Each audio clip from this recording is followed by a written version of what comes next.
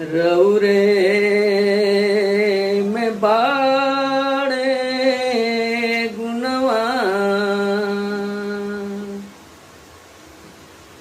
हनुमान जी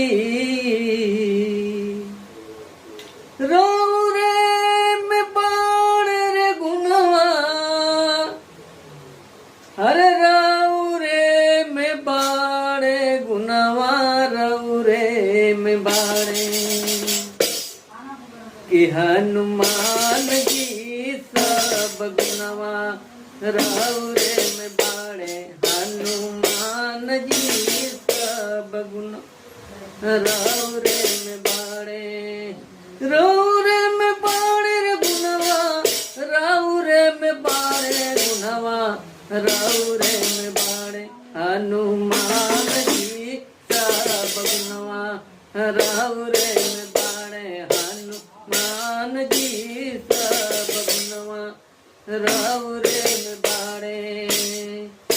लंका में जाई के बजा दिहन डंका माता हो सीता के छोड़ाई देहन शंका लंका में जाई के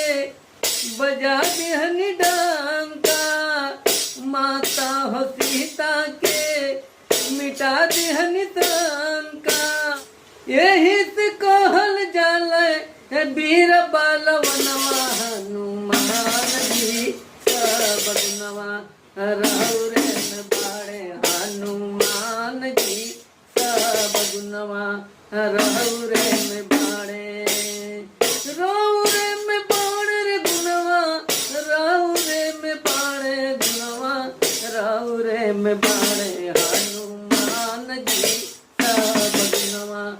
रौरे में बाड़े हनुमान जी सब गुनवा रौरे में बाड़े।